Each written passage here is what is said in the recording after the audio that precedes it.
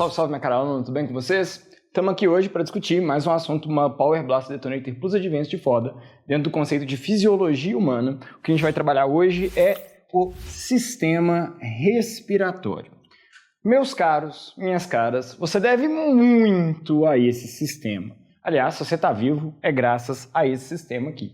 Por que esse sistema é tão importante? Ora, nem precisa ser muito esperto para conseguir perceber isso. Porque é através desse sistema que nós vamos obter o gás principal responsável por manter o nosso organismo funcionando. Que gás é esse? O gás oxigênio, O2. Nós precisamos de gás oxigênio, a gente já sabe, para efetivamente conseguirmos oxidar a molécula de glicose e dessa forma temos acesso ao ATP. Esse processo de respiração celular nós já conhecemos muito bem. Nós já vimos as etapas que ocorrem, a glicólise, o ciclo de Krebs, a cadeia respiratória. Já sabe efetivamente qual é o papel do gás oxigênio dentro desse processo.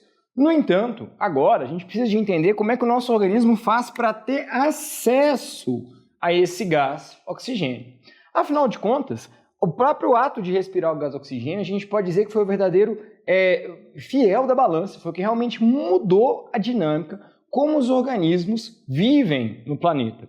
Tendo em vista que ao utilizar o gás oxigênio para oxidar a glicose, a gente conseguiu ter acesso a uma maior quantidade, uma quantidade muito maior de ATP. O fato é o seguinte, não importa qual que é a forma ou o tamanho do organismo, a forma como ele respira, basicamente o processo de obtenção do gás oxigênio vai girar principalmente em torno desse processo aqui, ó, do processo de difusão. A questão é que, à medida que nós saímos da condição de um organismo unicelular e migramos para a condição de um organismo pluricelular, esse processo de difusão começou a se tornar cada vez mais complexo, cada vez mais desafiador. Para colocar um pouquinho em perspectiva do que eu estou querendo dizer para vocês, para ajudar vocês a vislumbrar do que eu estou falando, vamos pensar no seguinte, cérebro. Esse órgão que está no lugar da nossa cabeça, né? Está ocupando aqui um espaço bem grande aqui da nossa cabeça, que não é o maior órgão que a gente tem no organismo, mas em repouso é um dos órgãos que consome a maior quantidade de energia do nosso corpo. Se ele consome muita energia, quer dizer que ele precisa de ter acesso a quê? A muito ATP. Ele precisa de estar o tempo todo produzindo ATP. Para ele conseguir fazer isso, ele vai precisar de quê? De gás oxigênio. Se o gás oxigênio fosse chegar até o nosso cérebro por difusão simples, nós teríamos um problema grave. Qual é o problema grave que nós temos? Pensem na quantidade de camadas que existem entre o nosso cérebro e o meio externo. A gente tem a pele, a gente tem o crânio, a gente tem os outros tecidos conjuntivos associados, nós temos as meninges que vão proteger o nosso cérebro. Olha a quantidade de camada. Dessa forma, o gás oxigênio que tem que chegar lá no nosso cérebro, ele teria muita dificuldade de passar por essas camadas. Ele passaria? Passaria. O problema é que ia demorar muito. Dessa forma, o nosso sistema respiratório ele precisou de passar por algumas modificações e ao longo do processo evolutivo nós fomos encontrando formas para viabilizar que ele funcionasse. Esse é o tema do nosso segundo quadro. Agora a gente precisa de entender então que para o processo de respiração acontecer, o primeiro ponto é temos que ter difusão. Difusão é um transporte por meio da membrana plasmática que não envolve gasto de energia, é um transporte passivo, que vai se basear em quê? Em diferença de concentração. Como assim diferença de concentração? Em determinado ambiente eu tenho uma maior concentração de oxigênio, num outro ambiente eu tenho uma menor concentração de oxigênio. Essa diferença de concentração vai fazer com que o quê? Com que esse oxigênio que está nesse ambiente de maior concentração migre em direção ao ambiente de menor concentração. Está aqui o processo de fusão. Isso é bem tranquilo de acontecer, porque basicamente na composição do ar atmosférico nós temos uma boa oferta de oxigênio. Alguma coisa em torno de 21% do gás que forma o ar atmosférico é composto pelo gás oxigênio, que a gente precisa tanto na hora que a gente vai inalar. Esse então é o primeiro fator. Nós precisamos que ocorra o processo de difusão. Além disso, a gente precisa também, para garantir que ocorra o processo de respiração, a gente precisa que haja uma diferença de pressão. Essa diferença de pressão que eu estou trazendo aqui para vocês, turma, num primeiro momento, estou colocando aqui como uma diferença de pressão local. O que eu quero dizer quando eu coloco essa diferença de pressão local aqui para vocês? A questão é a seguinte, para que a gente consiga realizar o movimento de botar o ar para dentro do nosso sistema respiratório e depois colocar o ar para fora, nós precisamos de fazer com que haja uma variação na pressão local. Que local que é essa? Que local que é esse que eu estou discutindo? A cavidade torácica. Nessa região aqui eu preciso de promover uma variação na pressão. Quando eu torno a pressão interna da minha cavidade torácica menor, o ar atmosférico que está ao meu redor pula para dentro da minha cavidade torácica. Ele vai parar aqui dentro da minha cavidade torácica. Para eu conseguir fazer isso, eu lanço mão de duas estruturas. Quais são elas? Nós, mamíferos, temos esse músculo localizado abaixo da cavidade torácica, separando os pulmões da cavidade abdominal, chamado de diafragma, e ele, para conseguir estimular que haja essa menor pressão, ele contrai descendo, contribuindo dessa forma que aumente o volume aqui dentro da cavidade torácica, e somado a ele, eu tenho aquilo que a gente vai chamar de músculos intercostais. Olha para o nome, músculos intercostais, entre costelas. Os músculos estão localizados entre as nossas costelas. Esses músculos, quando a gente está realizando o processo de inspiração, eles aumentam a distância entre as costelas, aumentam o tamanho da minha caixa torácica. Então veja bem, como eu aumento o volume muito rapidamente da minha cavidade torácica, eu faço com que a pressão aqui dentro da minha cavidade torácica fique menor. O que acontece com o ar então? O ar pula aqui para dentro. Esse ar que está pulando aqui para dentro, ele tem uma alta concentração de oxigênio. Por difusão, o que, é que inevitavelmente vai acabar acontecendo? Eu vou conseguir realizar o processo de respiração. Isso é um ponto importante, ok? Quando eu vou expirar, é o processo inverso que vai me acontecer. O diafragma que estava contraído, que estava aqui embaixo, ele vai voltar para a posição inicial, ele vai contrair, ele vai relaxar voltando para a posição inicial, e aí ele, ao fazer isso, ele vai apertar o meu pulmão. Os músculos intercostais estavam separando as minhas costelas, agora vão trazer as minhas costelas para perto de novo. Também vão apertar o meu pulmão, aumentando a pressão interna da minha cavidade torácica. Na hora que eles aumentam a pressão interna da minha cavidade torácica, o que o ar faz? O ar sai. Dessa forma, eu consigo fazer o quê? Realizar o processo de ventilação. Um ponto importante que eu não coloquei aqui no quadro, que vale a pena a gente discutir antes de a gente falar da pressão parcial de oxigênio, é que para o processo de fusão acontecer, e nós vamos retornar nesse ponto daqui a pouco, é fundamental que haja a presença de umidade. Podem ter certeza que na respiração é um dos locais do nosso corpo onde a gente mais investe a presença de água. E é fácil você perceber, e eu vou dar uma dica aqui só para puxar um gancho aí na sua cabeça. Pensa comigo, quando o ar está muito seco, é muito comum que aumente significativamente o quê? Os problemas respiratórios. O ar ele precisa de estar úmido para que haja o processo de difusão. O nosso pulmão tem que estar muito úmido para que haja o processo de difusão. E o último ponto que eu coloquei aqui pensando em pressão, eu coloquei aqui essa expressão, né? Pressão parcial de oxigênio. O que é isso? Isso tem a ver, basicamente, com, como o nome sugere, a pressão do gás oxigênio num determinado ambiente. Essa pressão ela também varia de ambiente para ambiente e é só para chamar a atenção de um ponto para vocês entenderem como é que o sistema respiratório funciona. Quando a gente fala, por exemplo, da composição do ar atmosférico, não importa se eu estou analisando a composição do ar atmosférico ao nível do mar ou se eu estou analisando a composição do ar atmosférico no topo do Everest. A composição do ar é basicamente a mesma nos mais diversos locais da atmosfera. No entanto, quando a gente começa a variar muito em altitude, quando a gente começa a chegar em altitudes muito altas, né, a gente começa a perceber que a respiração começa a se tornar cada vez mais difícil. E é um pouco estranho se você for parar para pensar. Por que a respiração começa a se tornar cada vez mais difícil? Basicamente é porque o ar começa a se tornar mais rarefeito. De fato, é porque o ar começa a se tornar mais rarefeito e tem relação, inclusive, com essa noção da pressão parcial do gás oxigênio.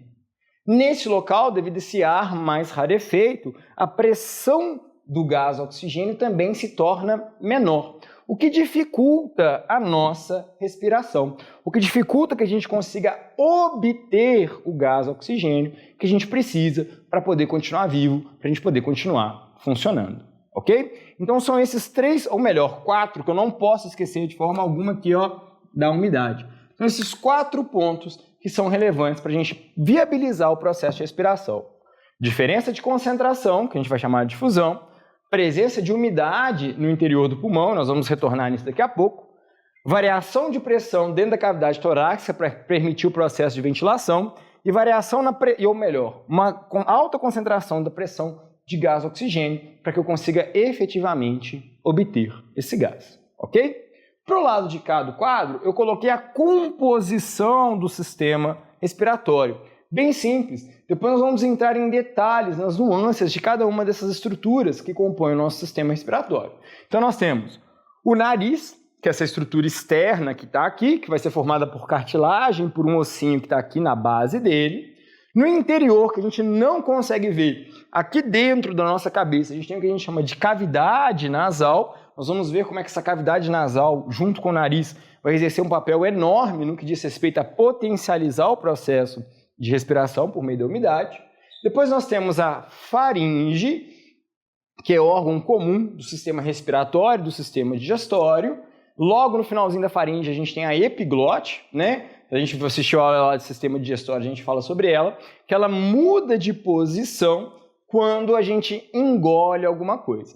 Para falar a verdade, turma, quando a gente pensa nisso em termos evolutivos, a gente compartilhar o mesmo tubo para o sistema digestório e para o sistema respiratório é um exemplo de como às vezes a evolução ela não é perfeita.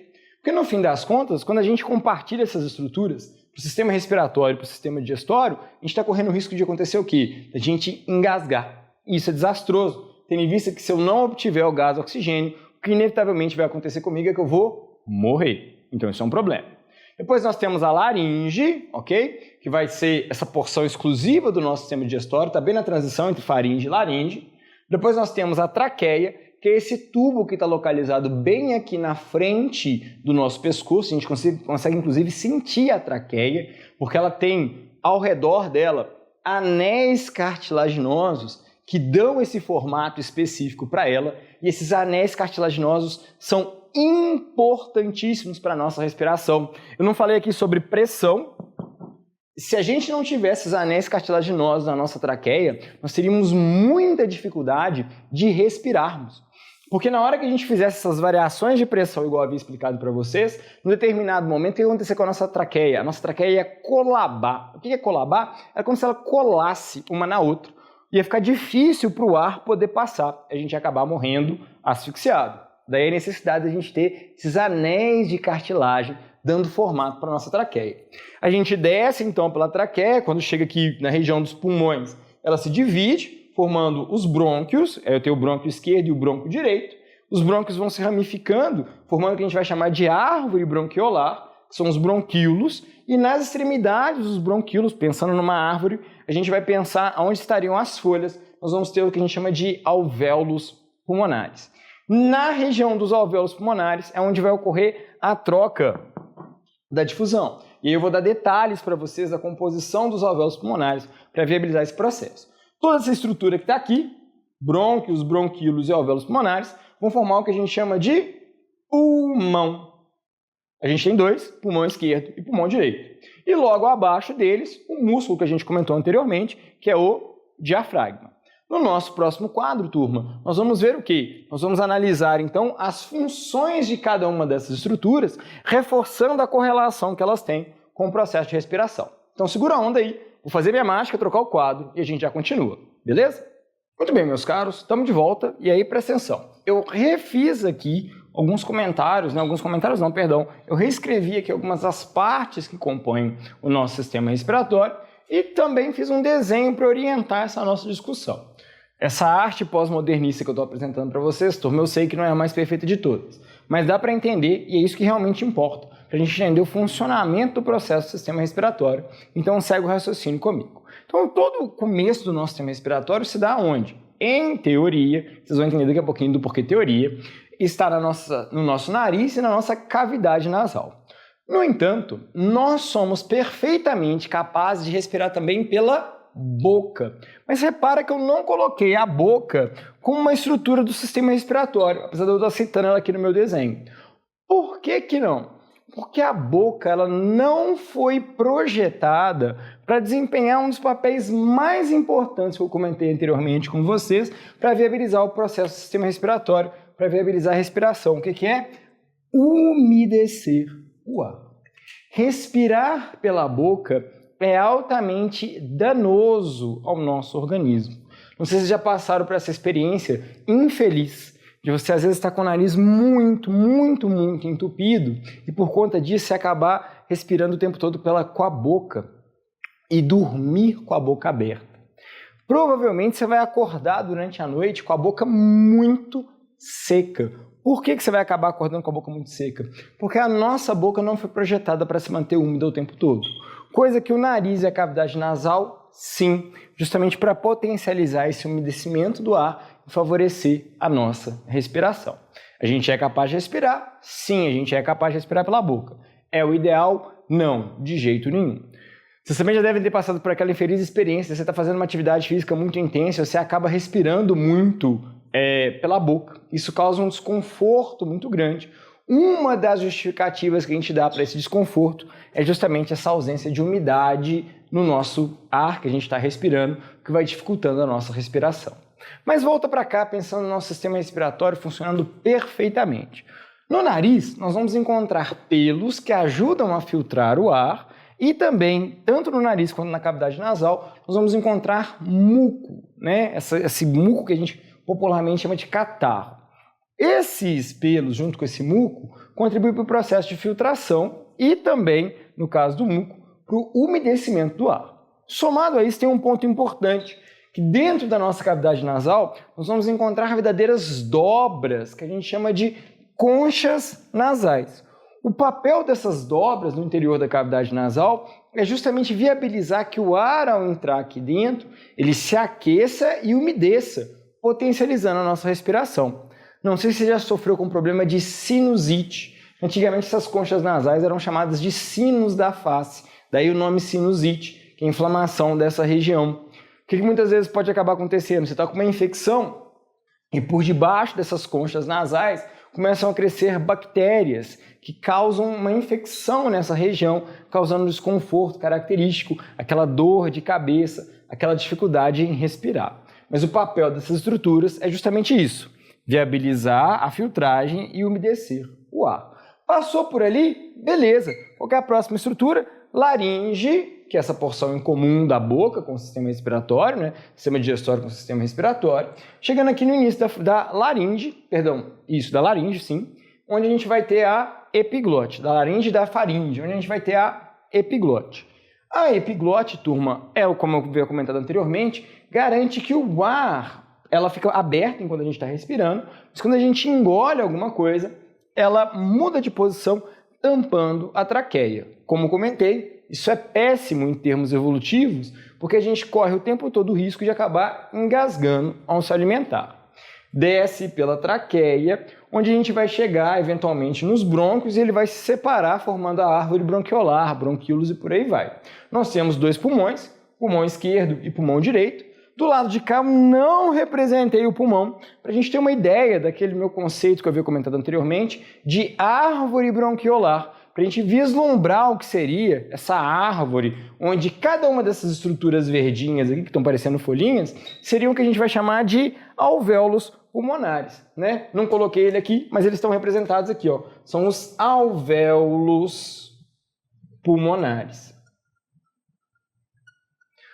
Os alvéolos pulmonares são literalmente como se fossem saquinhos mesmo, bolinhas ocas, de um epitélio muito fininho, muito simplesinho, justamente para favorecer o quê? Aquele processo que eu havia comentado anteriormente com vocês, o processo de difusão. Então ele ter essa estrutura muito fininha potencializa a troca de gás. A quantidade de alvéolos pulmonares que nós temos, turma, é um negócio assustadoramente alto. Para a gente ter uma perspectiva um pouco do que eu estou falando, um pulmão adulto vai ter em torno de 70 a 80 metros quadrados de superfície de contato nos alvéolos pulmonares. Essa superfície de contato é importantíssima, porque é justamente essa superfície de contato que vai favorecer o processo de difusão. Então nós temos uma área enorme no interior dos nossos pulmões que potencializa a nossa respiração. Para a gente pensar um pouquinho qual que é a importância da superfície de contato, quando a gente vai analisar outros vertebrados, como os anfíbios, os pulmões deles não têm tanta superfície de contato, o que dificulta a respiração pulmonar para eles. E eles acabam, junto com a respiração pulmonar, realizando também a respiração cutânea. Nós, devido a essa enorme superfície de contato que nós temos, nós conseguimos respirar. Beleza! Associado ao nosso sistema respiratório, que é tema de uma outra aula que a gente vai discutir, a gente vai ter o nosso sistema circulatório, esse nosso parceiraço do sistema respiratório. Sem ele, todo esse processo de troca que a gente havia comentado e a obtenção desse gás oxigênio ia acabar se perdendo. Então, o sistema respiratório ele anda em conjunto o tempo inteiro com o sistema circulatório, viabilizando então que o nosso organismo receba o gás oxigênio que ele precisa para poder manter a gente funcionando. Mas esse é tema para uma outra aula. Com isso, turma, a gente encerra as características do sistema respiratório. Então, o que a gente viu hoje? Que para realizar o processo de respiração, nós precisamos de, primeiro, umidade. Sem umidade, eu não vou ter o outro ponto importante, que é a difusão, que vai viabilizar a troca de substâncias por diferença de concentração. Variação na pressão, que vai justamente permitir o processo de ventilação. Uma pressão parcial de oxigênio que potencializa os mecanismos de troca. E, para finalizar, muita superfície de contato para viabilizar que eu consiga trocar muito oxigênio. Beleza? Vimos também os componentes e as respectivas funções. Por hoje é só. Até a nossa próxima aula. Fiquem bem. Até mais.